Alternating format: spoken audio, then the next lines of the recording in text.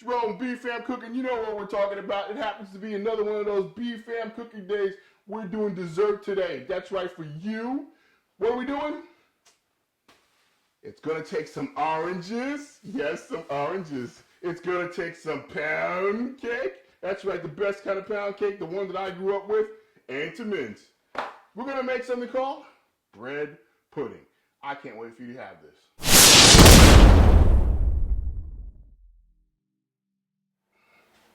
Okay, so here we are. Today we're going to make bread pudding. The best bread pudding I know how to make, which is basically, bread pudding is basically like a good French toast, except for larger. Just think of it that way. I'm going to use traditional pound cake from the New York area. If you're in the New York area, you know this very, very well. It happens to be Entenmann. I'm from a little town called Bayshore, so that's where it originally was birthed, I should say. There's a nice factory there. I'm not sure if they're actually making this anymore, but because they got bought by some other company, but I still like the pound cake. They kept the recipe and we're good to go. So I'm using pound cake this time instead of bread pudding. Why don't I call it cake pudding? Is because we had it this way in Italy, in Tuscany. Mika used the leftover pound cake to make us a dessert to show you how you can continue to utilize products so you use it all the way out and you're not wasting food. In this case, I went to the store and I bought a bunch of pound cake, and the problem with that is that it's not old enough. It's not even a day old, or it's not producing as a day old. So what I need to do is I need to dry it out a little bit, just like you should do for any one of your French toast. You want to make sure that the bread or the product that's supposed to act like the bread is very, very dry. In this particular case, it happens to be cake. So I'm just going to cube it up and put it in the oven to dry it out a little bit. It'll give it some more color because we all know the secret's in the brown. So we want a little more flavor in there. All you have to do is just darken it up and toast it. And that's what we will be doing by putting it in the oven. Cube it up. We want cubes. Why we want cubes? Because they fit in all the spaces. Let me break it up. It's really not a big deal. Break it up, make sure it's nice and dry. Now, this is good pound cake. Nice and fresh. But you can go to save yourself some money, go to the day-old store and get some day-old pound cake. Or just you can use croissants, or you can use old bread, like literally like regular old bread, stale bread. And stop changing colors, just stale. We don't want to give you any funniness. We just want to make sure that we have an opportunity here. We're going to continue to make this, make a couple of trays of this because I'm making a large quantity. I owe work a thank you cake from my visit. Told them I'd bring them something back from Italy.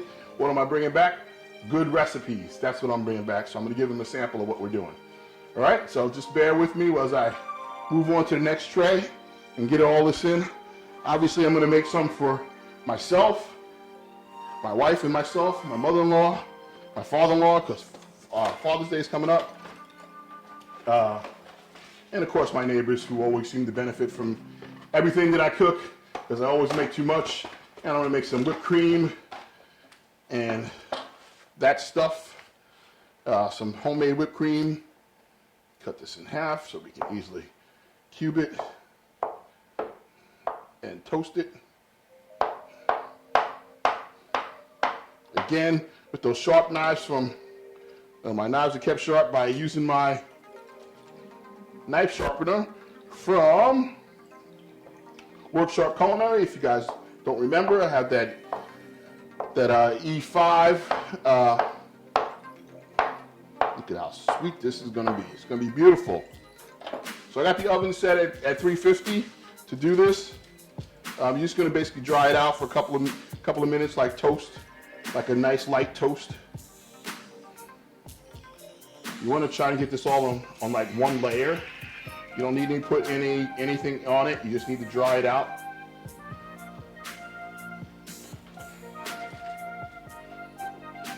Put the oven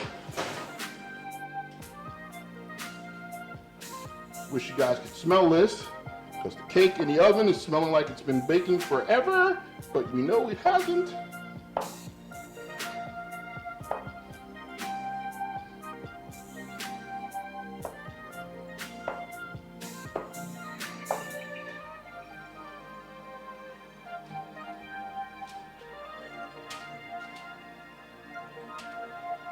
That's that sticky goodness in the cake.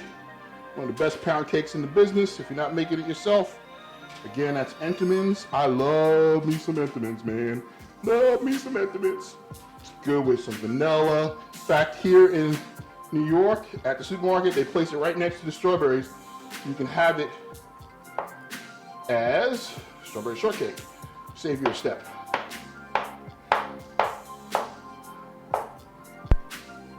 You don't have to make the cake, you can just buy it, slice it as thick as you want, and then have that strawberry shortcake.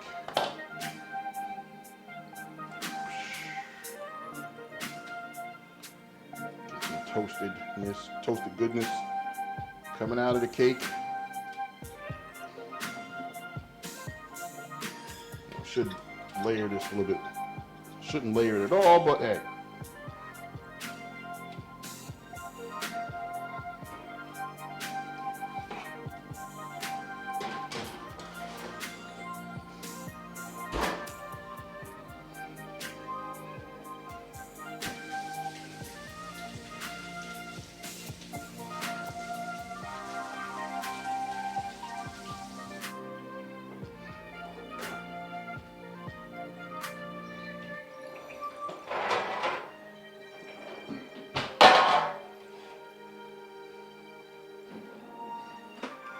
Let's do another one.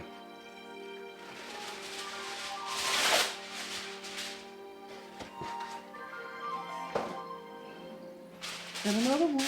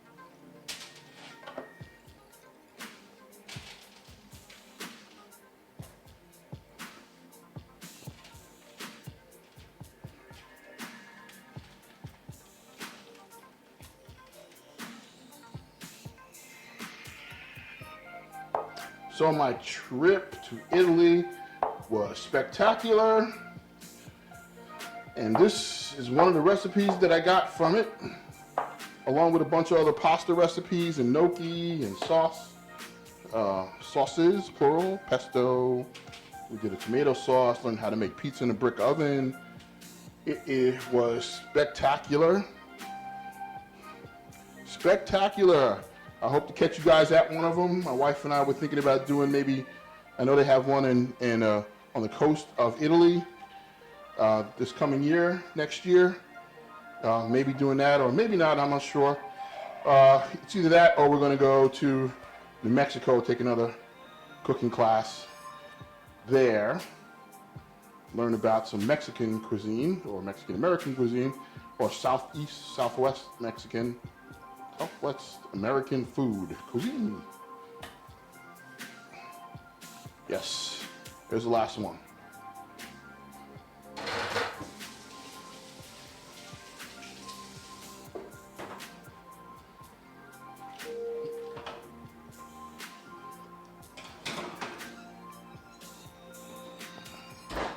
Give that a few minutes. Okay. So we still got the pound cake in the oven. We're gonna zest up our oranges. All we need is just the zest. We don't need the juice, we just need the zest. Why? Because that's where all the flavor is. It sounds weird, but that just is where it is. So, oh, the liquor I keep mentioning. We're gonna go a little, not old school, but we're gonna go a little traditional with Grand Marnier. It's an orangey flavor to go along with the orange zest.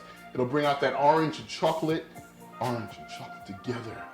Orange and chocolate together. It's going to be beautiful, beautiful. Oh my God. It's going to be one of the things that you want in all of your orange chocolate mixtures, all right? So this is what we're going with. Let's begin on that. Nice little zesting. I'm going to take 4 oranges because I'm making, like I said, a lot of the stuff, and just zest. You know what? You want to take off just the orange part, not the pith, just the zest, the outside.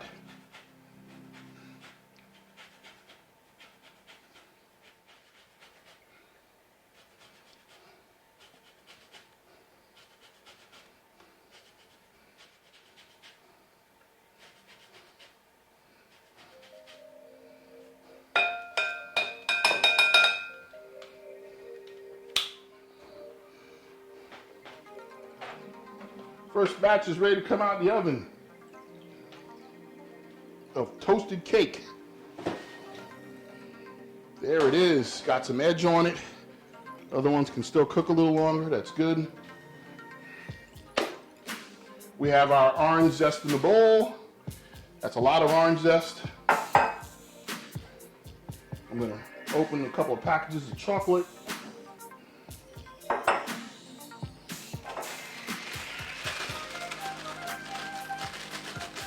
Actually, you know, I'm just going to open it into the orange zest because it's orange zest and chocolate is the flavor we're looking for.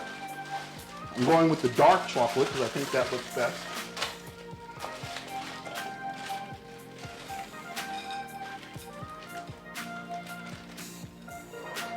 Two big things of dark chocolate. Let's make it 3.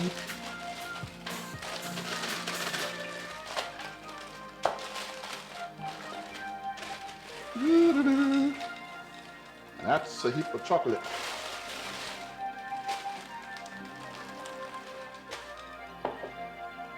Oh yeah. Of course, now I put too much chocolate in, I can't get to the orange zest to even mix it.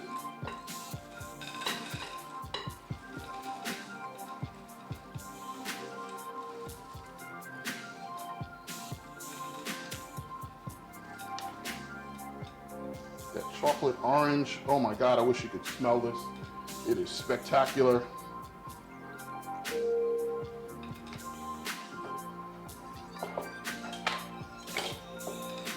Don't need this anymore. Oh yeah. These two flavors together, orange and chocolate, are your friend. People are going to be talking about this particular recipe if I don't drop any more of the chocolate. For as long as I can remember. They're like, oh, you remember that thing? The orange chocolate cake bread pudding. Yes, we like that very much, very much. At least I hope this is what that's what they'll be saying. Can't see why they wouldn't, because all this chocolate and all this orange zest and some Grand Marnier, baby. Grand Marnier!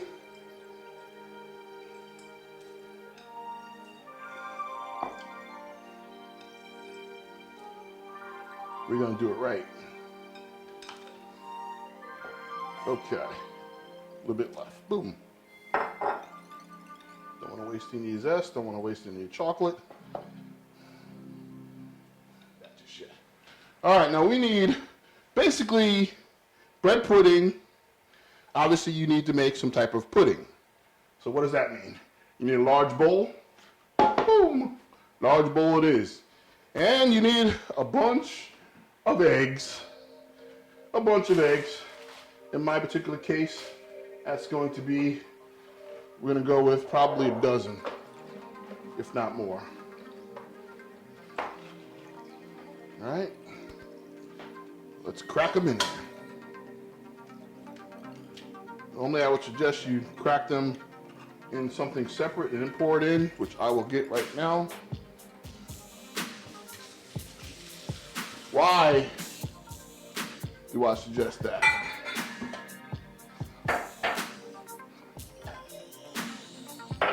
So one egg. Why do I suggest it? So you don't get any eggshell in your mixture. You do them one at a time. I would suggest that too, so you're not fighting it. You don't want crunchy bread pudding.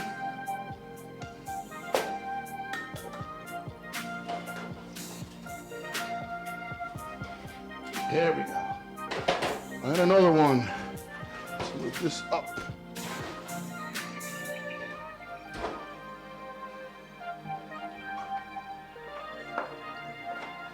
Eggs. Now, it's suggested that we put our friend Mr. Grand Marnier in. Why? Because it's liquid and we can mix it. About a half cup. That's right, I just threw some in there. Think of it like French toast. I'm using heavy whipping cream.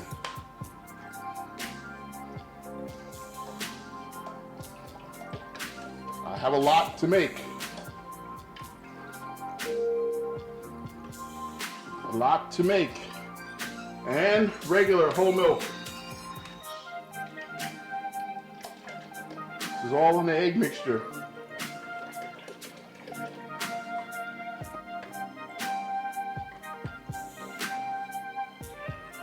Vanilla, the good vanilla, as Martha Stewart would say, my wife would say. I'm gonna leave that. The good vanilla, or what's that other one? Anna Gardner would say, the good vanilla. Yes. That was even a vanilla stick, which needs to be fished out now.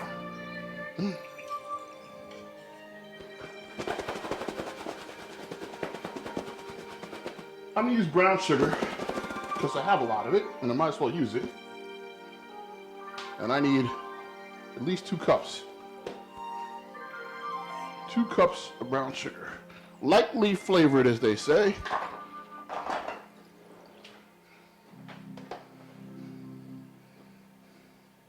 Two cups of packed brown sugar into my mixture.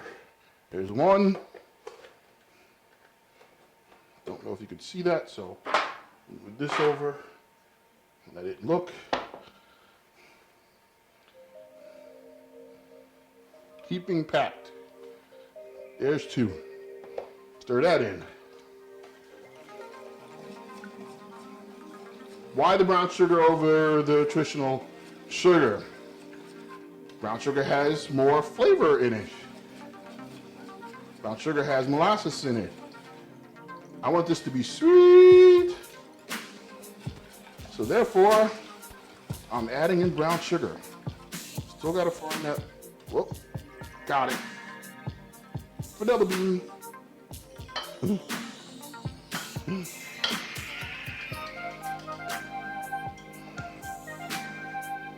Okay, I'm reloaded.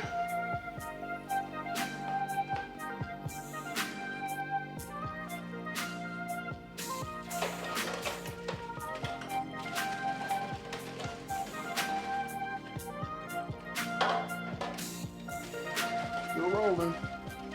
This cake. You don't care if it breaks. The cubes don't really matter. You're gonna squish it around anyway to get it nice and mixed. What you care about is that you get as much of the cake in there. So when it squishes and you have this stuff together, it makes something. That's one tray, which is basically 2 cakes. Still seeing bottom, so add another one.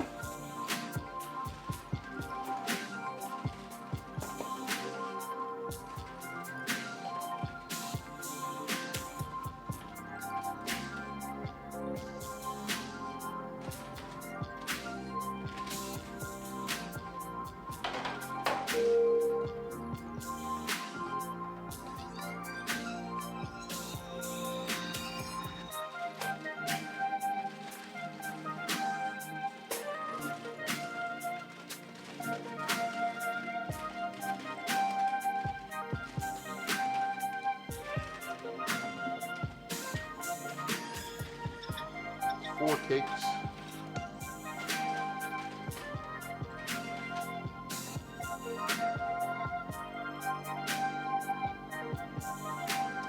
Okay. Let's sprinkle some chocolate. Spread some chocolate out.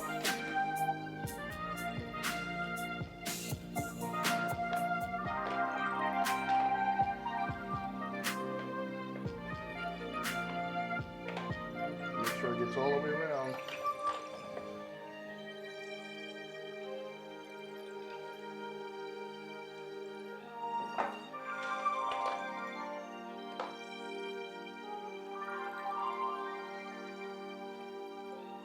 You want everybody to have some chocolate, so there we go. Develop some height. Squish it, squish it, squish it. All right.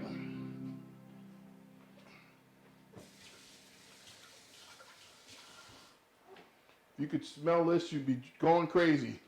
Let's get a little bit of this mixture in there.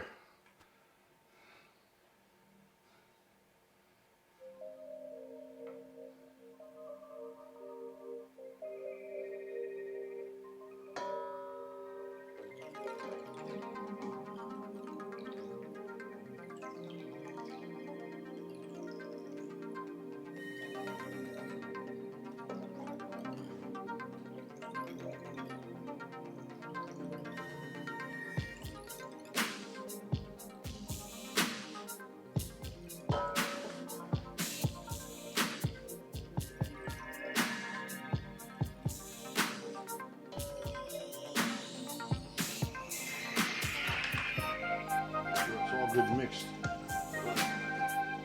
Sugar isn't hiding at the bottom.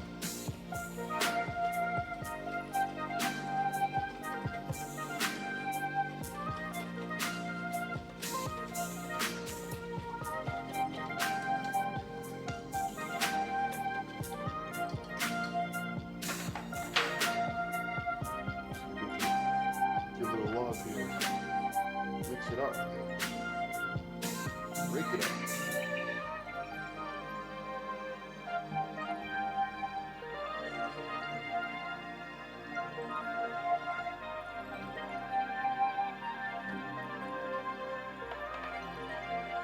Sop up all that goodness. Shouldn't see streams of batter or the vanilla and stuff in there. It should be chunky, but it should be wet from that. Look at that. If it's not wet, put your hands in there and make it wet.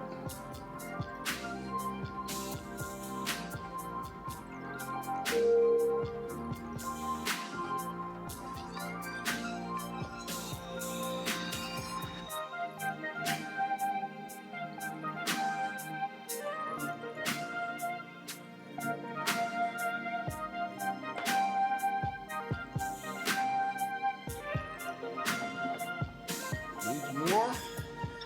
Needs more. Move it around.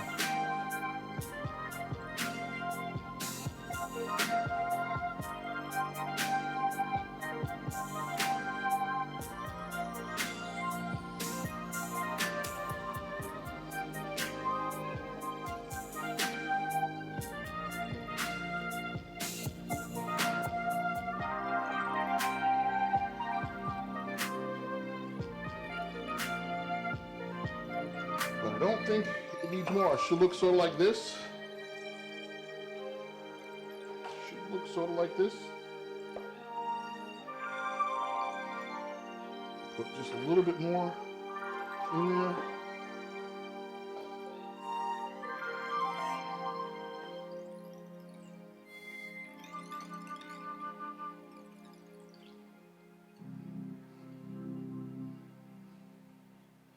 To cover.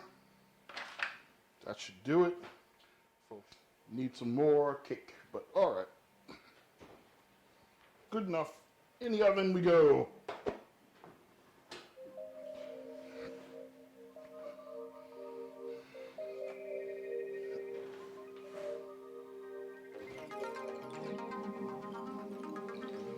Okay. Put in the oven, 350. Should be about 40 minutes and it will be done. It needs to rest, obviously, after it's done, because it'll be too hot. But once it's done, you can cut it into squares and serve it next to some ice cream or some whipped cream or some whipped cream and some ice cream. I hope you love it.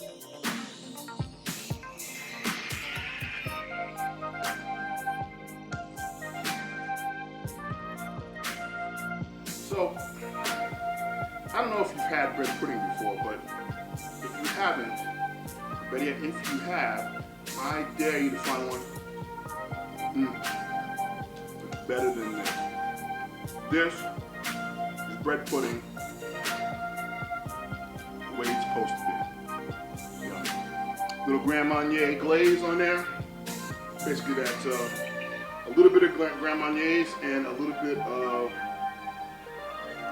powdered sugar, touch of water until it comes out to the consistency you'd like. It shouldn't be as thick as frosting. Shouldn't be too thin that you can't pour it. Good. That's so good. Let me tell you, this is good. Really, really delicious. The chocolate, the orange. I tell you, you really need to get into this. B.F.A.M. cooking. Like, subscribe, share.